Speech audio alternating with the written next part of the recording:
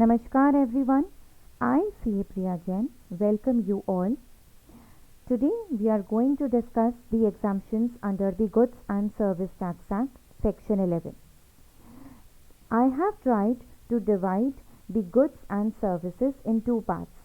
So in the first part we will be discussing about the exemptions under goods and some basic provisions, and in part 2 we will be discussing about exemptions under the services. So let's start.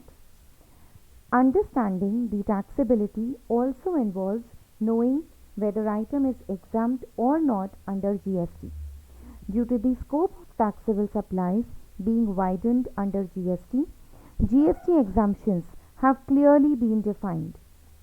Not just knowing the exemption list, but also understanding the implications of items being exempt is important, as certain conditions are attached to it, like reversing the input tax credit.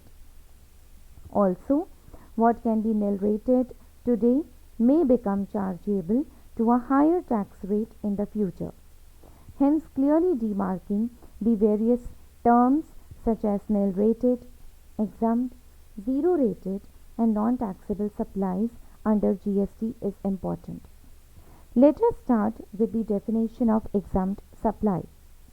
Exempt supplies include the following three types of supplies, that is, supplies taxable at a nil rate of tax, supplies that are wholly or partially exempted from central goods and service tax or integrated goods and service tax by way of notification under Section 11 of Central Goods and Service Tax or Section 6 of Integrated Goods and Service Tax. We will be discussing about Section 11 in the next slide. There is a third type of supply which is non-taxable supplies, and it has been defined under Section 2 subsection 78. These supplies are not taxable, for example, alcoholic liquor for human consumption. So, tax need not to be paid on these supplies, and therefore ITC attributable to exempt supplies will not be available for utilization or set off. That is, if I am selling any commodity which falls under the exempt sales category. So for manufacturing that commodity, if I have purchased any raw material and has paid the tax over it, the benefit of ITC will not be available. Now, CG or SD, only these two government bodies are empowered to grant exemption from GST. Exemption should be granted in public interest, and it can be granted by way of issue of notification or by way of special order. So when we talk about notification, whenever GST Council recommend that there is a requirement or generally you can exempt any goods or services, then in that scenario, central or state government can either absolutely or subject to any condition can specify and exempt any category of goods or services.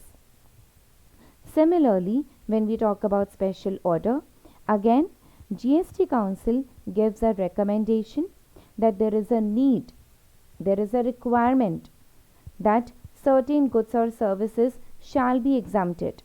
Then in that scenario, CG or SD shall pass a special order.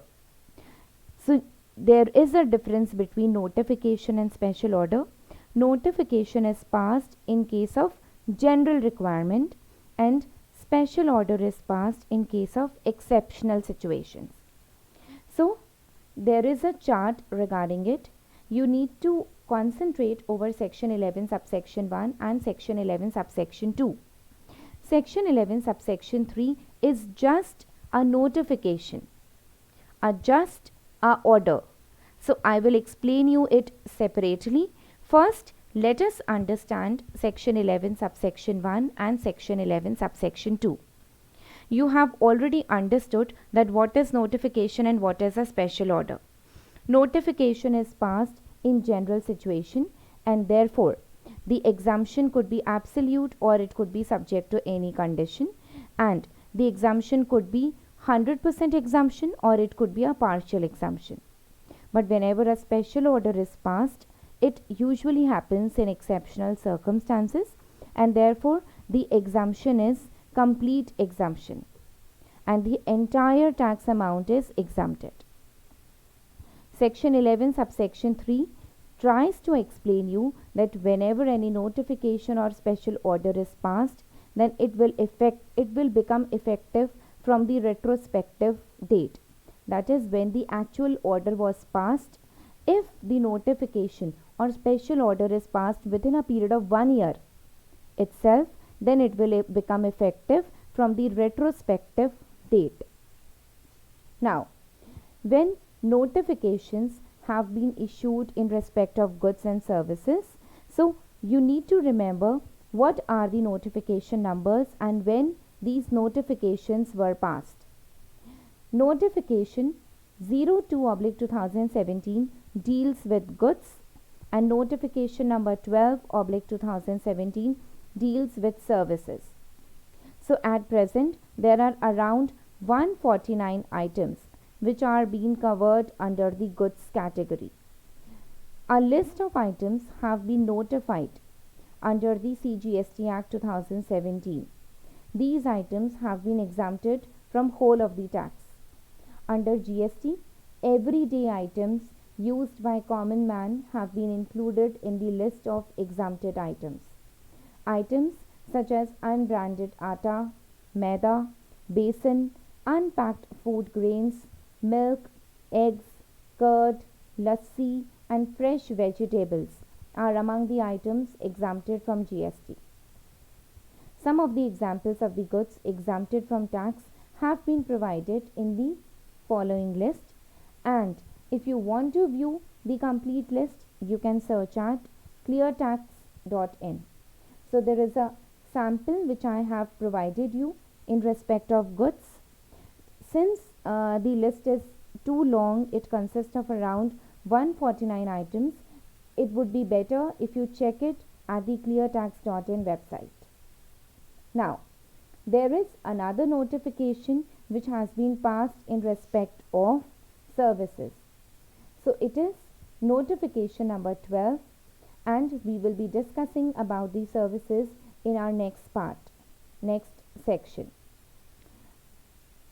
One more thing which I want to explain you, that whenever any exemption is granted by CGST, it is deemed that exemption is applicable under SGST or UTGST, but it is not deemed to become applicable automatically under IGST.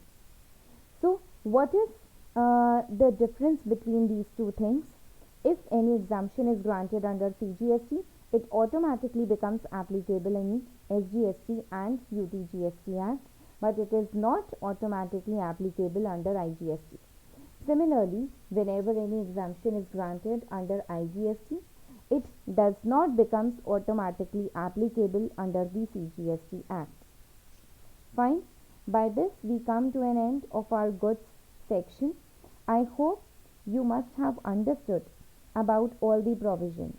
Let's discuss about the services in our next video. Thank you.